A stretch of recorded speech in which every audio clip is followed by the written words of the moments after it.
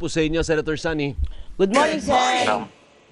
Good morning po sa inyo, kasamang Alvin and Miss Doris at sa ating Opo. mga viewers. Opo, ay nagpalabas po ng pahayag ang Vice Presidente kahapon, pero wala po siyang sagot doon sa mga pagbubulgar po ninyo. Ang sinagot po niya, climate change. Yan. At yung mga flood control projects.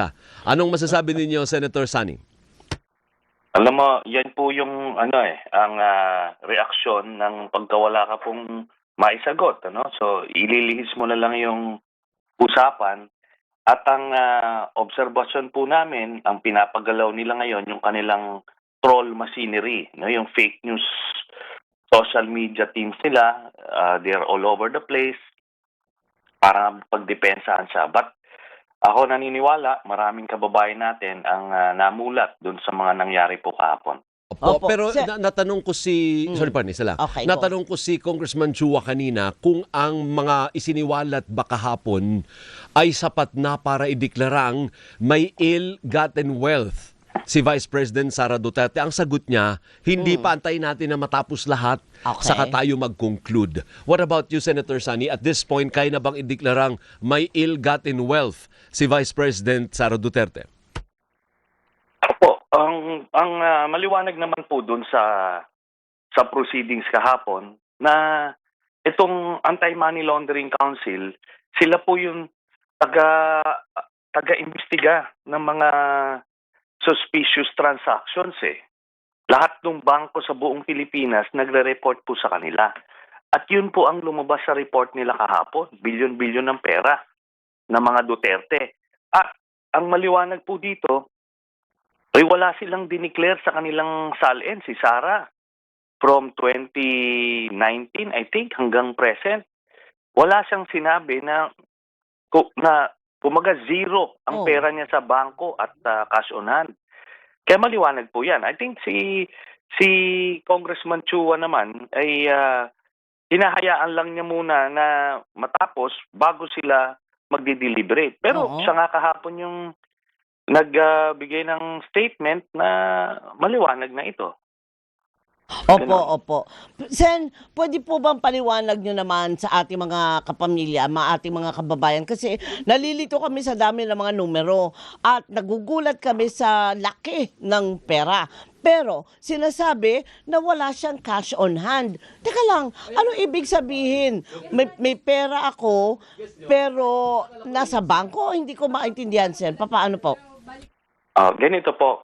Yung Statement of Assets, Liabilities, and Net Worth, ito po yung dokumento na kung saan ang bawat empleyado ng gobyerno ay isusulat niya yung mga pagmamay-ari niya.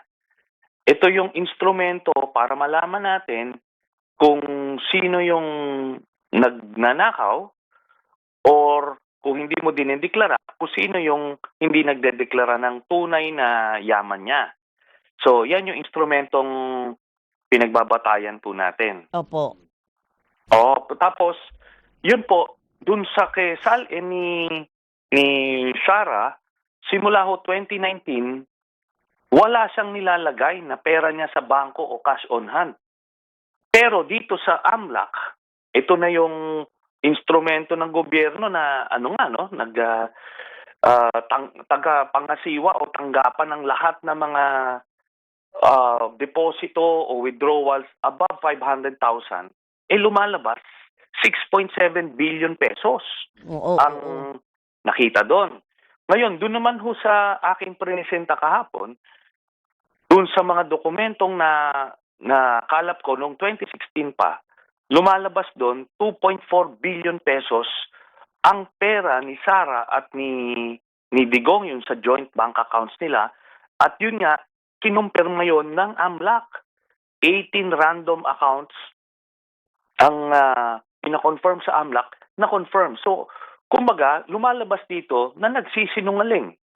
Si Sara Duterte, hindi siya nagdedeklara sa SALN niya, impeachable offense yun, at meron siyang ill-gotten wealth na impeachable offense din. Tapos yung isa ko pang ni-report na at least 180 million pesos na nakuha ng Duterte family ay galing sa isang drug lord. That's another impeachable offense. Yun po yun. Po, at saka Ayun, salamat po, Sen. yung hindi lang si Vice President Sara, based dun sa mga testimonya Oo. kahapon, ang dami rin pala nakinabang na miyembro ng pamilya Duterte, Senator Sila Sani. buong pamilya. Pati yung common law wife and Oo. yung daughter, kasali rin. Ang hindi lang Oh my kasali, goodness. yung legal wife. Ayaw si nga, wala. Elizabeth. Oo nga, no? Oo. Wala, hindi kasali yung legal wife, Senator Sani, ano? Yes, wala po yung yung kanilang nanay. So dito po lumalabas, ano po 'yan Cheque po 'yan. Kaya nga maliwanag ito, hindi nila to ikakaila kasi cheque na manager's check na yan, for example, kay Baste, 10 million mahigit. Nakapangalan sa kanya. Mm-mm. Yun po ang nagbigay, drug lord. Tapos ito kay Sara, 7.4 million, dalawang beses habang mayor siya. 2011 to 2013 po yan. Yan lang yun po yung may cheque na maliwanag kung nagaling doon sa drug lord. Pero, ang aking conclusion, doon po sa 2.4 billion pesos na pumasok, kasi makikita nyo yung mga panahon kung kailan sila nagde-deposito, every 6 months po 6 months or 7 months. Oo. Marso o Abril, tapos October, nag-i-issue ng cheque. Pero nung hindi na sila nagche-cheque, siguro na-realize sila na may paper trail yan. Pero sa deposito, ganun din. Marso o Abril, tapos October, pumapasok. So yun po ang conclusion na itong account na ito yung galing sa drug lord. Paano yun, Senator? Ang sabi nung iba naman, these are the years na hindi pa Vice President si Sara Duterte. Do you think may problema tayo doon na ang mga patunay ay nangyari bago pa man siya maging pangalawang pangulo? Mayor yata siya nun. Yeah. Okay, ito po yan. Ang impeachable offense niya is betrayal of public trust. Kumaga parang sa isang relationship, di ba? Kahit hindi pa kayo mag-asawa ngayon. Pero kung nalaman mo na pumatay pala o nanggahasa yung mister mo nung before kayo nag-asawa, mababasag pa rin yung tiwala. Lalo na, ang public official is public trust Di ba? Tapos ito po yan. Continuing offense po yung SALN. Hanggang ngayon hindi niya dinideclare yung mga pinagkaperahan nila doon. So, nung siya ay mayor, hindi niya dinideclare yon. Tapos ngayong vice president na siya, kumbaga ito yung nag-i-establish ng pattern of behavior. Ika nga. So, yun po ang nais natin ma-establish. Sa betrayal of public trust, pasok po yun kahit hindi pa siya vice president ng panahon po Tama. ngayon. Pero ito po, na-establish po yung modus operandi. Kung ngayon nakikita na kurakot siya, hindi yan ibig sabihin na tipong wala kang basis. Hindi, noon pa lang kurakot na siya. So yan po yan. Opo. Pero sabi ko nga po kay Alvin Sen, sabi tayo ng sabi na itong Sami Uy na nagbigay ng limpak-limpak na salapi sa buong pamilya Duterte. Sabi nyo, drug lord. Meron na bang patunay na convict na ba siya na siya ay isang drug lord? Baka naman mabait lang sa pamilya Duterte. Santa Claus, ikaw ba yan? Santa Claus lang. So yun nga po, no? Kagaya ni Michael Yang, na ito na-establish na as a drug lord, hindi naman pa nako-convict. Opo. Pero karamihan po ng drug lord hindi nako-convict dahil nga nababayaran nila yung ating hudikatura, kaya nakakalusot sila. Yung iba sumisibat papuntang China. Opo. O kagaya nito ni Michael Yang, ito sumibat na. Ito partners sila At ang nagsabi po nito ay isang insider. Si Las Cañas, pag nakita nyo yung 186-page affidavit niya na ito na yung ginamit po ng ICC. Ang conclusion po ng ICC na talagang yung war on drugs ni Duterte ay kumbaga panglinlang sa taong bayan para patayin nila yung mga karibal nila. Ganun po ang nangyari. At ang star witness nila ay si Las Cañas. So yun po yun. Ang na yan, kumbaga talagang dumaan na sa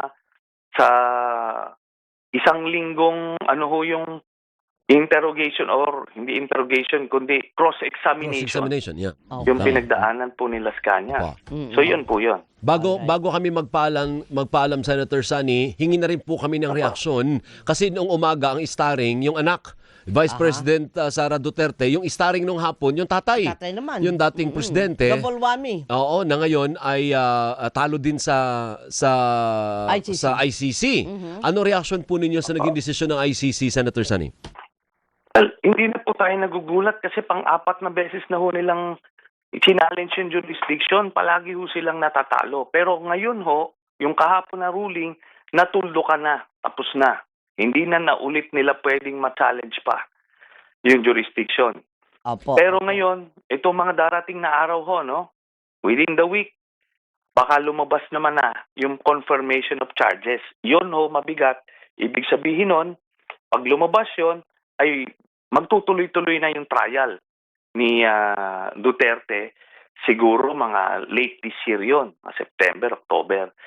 So, yan po ang antabayanan natin kasi mas mabigat po yan na magiging balita na ICC.